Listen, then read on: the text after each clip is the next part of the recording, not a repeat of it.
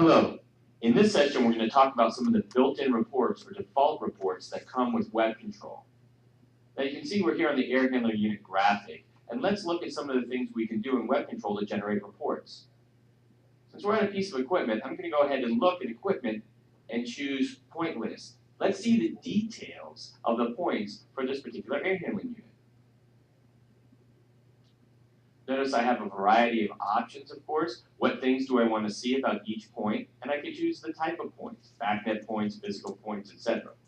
I'm going to show physical points, and I want to look at these particular properties of the points. I choose run, and the report gets generated.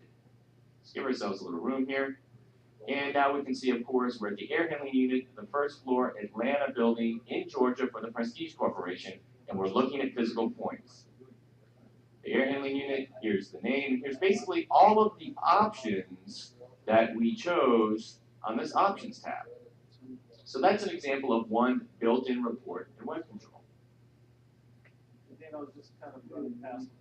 Now reports, generally speaking, are hierarchical in nature. So for instance, let's look at another report. I'm going to choose report equipment locked values. This should show me all of the locked values for the air handling unit itself. When I run this, I see that we do in fact have many points logged, and here are their values. However, if I run the same report from the Prestige Corporation, I would expect to see that I might have more values because we're searching the entire system, and in fact we do. So that's an example of reports being hierarchical in nature.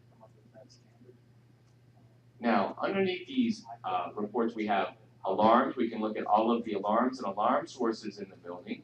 And we can look at the alarm actions associated with each of these particular areas or zones in the building. And this is also hierarchical in nature. So, for instance, if I search or ran a report rather on the Prestige Corporation for alarm actions, I would see a list of everything in the system. However, if I chose to run the report at the air handling unit, I would only see reporting actions that were associated with alarms in the air handling unit. Okay? And we looked at some of these, and I urge you to check the help files for details on each one of these, or simply get in there and run them. They're very intuitive. We have the ability to see the scheduled instances or the list of schedules we've created, as well as the effective schedules. In other words, what's the net effect of all of the schedules that we've created for the system? Let's run that. Okay. Look at the options. We'll go ahead and make it landscape, and we'll do it for today, and we'll run this report. And of course, we can see that we have lots of things listed, and this is the net effect of the effective schedules for the entire system. Now what's nice about this is I could save this as a PDF or as an Excel,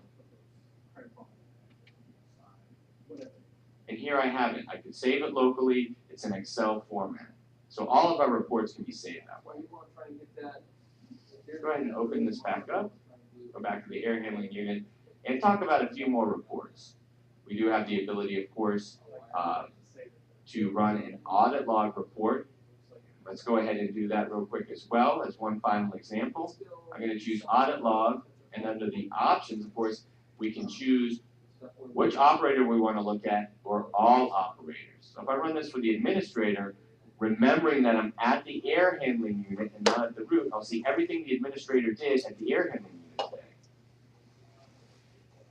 Now, in order for this report to run, I have to be saving changes to the actual database, and we'll look at that right now. So Web Control is able to generate this report called audit log because under configuration, system settings, under security, I am logging the audit data to the database, and that's what made that report available to me. Now there's a couple other reports we can look at.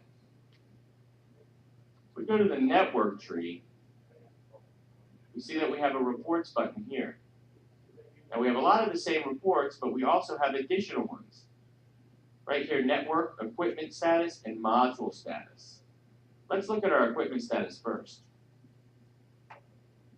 When I run this report, Web Control shows me a list of every equipment or control program in the system and the status. Now there's lots of options I can choose for these as well, and I urge you to check that out for yourself.